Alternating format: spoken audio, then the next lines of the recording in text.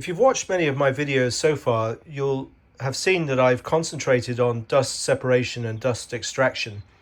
And I think I've got a fairly optimized system now that I'm very happy with. But most of my experience has been working with my planer thicknesser while preparing timber for my various projects that are upcoming. Accoya flush casement windows and my oak driveway gates. But now that I've started using my new Hammer F3 spindle moulder, I discovered that all manner of dust was being spewed out of the back of it. I've cleaned it up considerably after each use. But essentially, this whole back panel here ends up covered in dust. And I was trying to figure out what was going on. And I've identified a couple of key areas that needed some improvement. One was the seal around this top access port where I've used some adhesive backed foam tape to fill the gaps. I mean, it was just a conduit for dust. In fact, it's like it was a blower port. And then looking at the back of the whole spindle fence and hood assembly, this panel here appears to be curved. I don't know if that's by design or it's an issue with my unit, but there's a good 3 millimeters gap here, and this is where the dust is just spewing out the back. Also in the dust extraction port, there's this slot here in the plastic arrangement, and also a slot up here. So in the tenoning of my Accoya casement rails, the amount of dust that's spewed out the back is just really unacceptable. Now, maybe this is my being a newbie and not knowing what goes on in joinery workshops with these sort of machines. But to me, it's something that really ought to be addressed, and fine particulates making it into the air unnecessarily, especially when right next to an extraction port, seems kind of ridiculous. So I'm going to deal with this now. The gap there.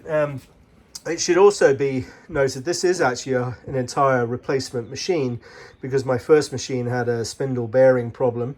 When the new machine was delivered, the whole hood and fence assembly didn't fit the machine that had been sent. So this is my original fence and hood assembly, and with the fine adjust here. And so I kept that because it did align with the holes that were drilled in the cast iron top. So it's potentially, it's just that these are thrown together not terribly accurately, but I'm going to deal with this gap and see what that improves. Of course, the whole hood and fence does need to be able to move across the cast iron base as part of the adjustment for the various cutter depths. But I think at least minimizing this gap will help keep some of the dust inside the hood and making its way out through the extraction port. Taking a look at the underside of the hood, you can see there are two low friction strips here that are being used on either side of the hood to allow the whole hood assembly to slide across the cast iron table. But what I noticed when I offer up a straight edge to it is that there's quite a gap on the inner hood area, and such that the low friction tape isn't even in contact, and there's a good gap here which increases as you come across. So what I've done is, at least for the time being, put some adhesive back foam tape here to fill the major part of that gap. And in the meantime, I think I'll be in touch with Felder, because clearly there shouldn't be, in my opinion, such a large gap and a curve to the underside. I may be wrong, but that's my opinion. And clearly this this tape has been applied to provide a low friction runner, but it doesn't come anywhere close to making contact with the surface of the cast iron table. Now, with the addition of the foam tape, I think you can see, with the exception perhaps of these inner areas here, it's done a fairly effective job of sealing that really rather large gap for dust. Now, there's just one thing left to do, and that's to cover these slots. They may be there for good reason, or might just be part of the injection molding process. I don't know, but manufacturing process. But I'm going to try sealing those as well, and see what happens to the extraction performance. After applying the foam tape and cutting a single scribed tenon in this sequoia that I'm building my windows from, I can say that there's been a really dramatic improvement in the in reducing the amount of dust spewing out of the back of this this hood and fence assembly. There's still some evident here, and that's because I didn't extend the tape all the way up along the side, but I think I'll do that now, and we'll probably have nailed it. So quite clearly, having such a large gap between the bottom plate of this hood assembly and the top of the cast iron table, to the extent that the low friction tape that had been applied to the underside didn't even come anywhere close, probably about one millimeter or more, 1 to 2 millimeters from touching the making contact with the cast iron tabletop, and around about a 3 millimeter gap in total. Anyway, a huge difference in the particulates. I didn't close these gaps at the top of the and bottom of the extraction port fixture, and that doesn't seem to have caused too much of a problem. So I'll apply some tape down the side of the hood, and I think that will probably nail it.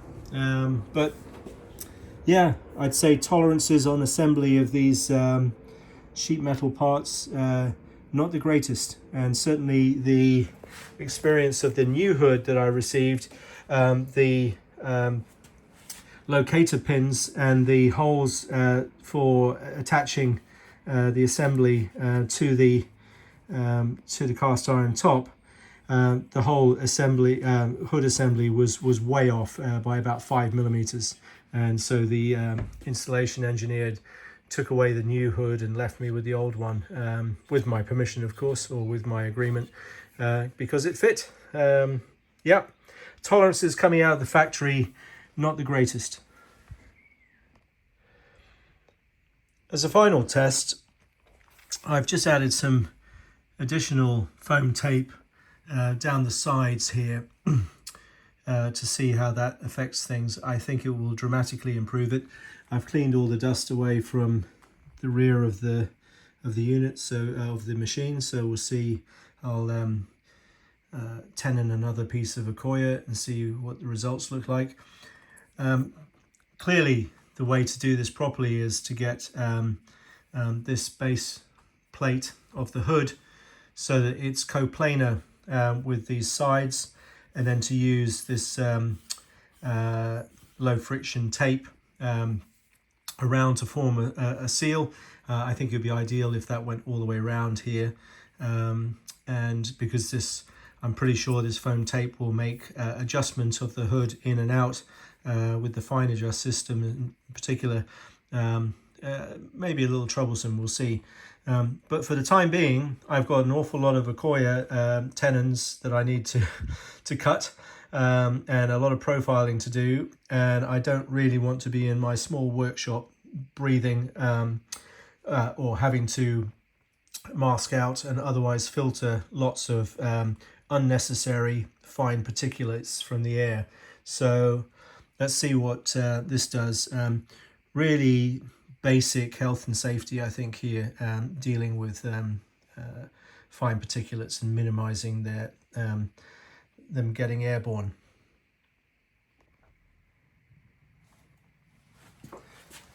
Well, I think this tells us everything we need to know.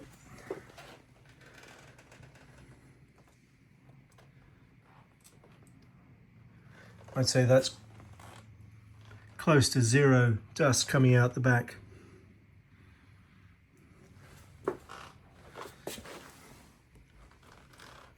No light except for in this bottom slot and top slot, but that doesn't seem to be a problem whatsoever.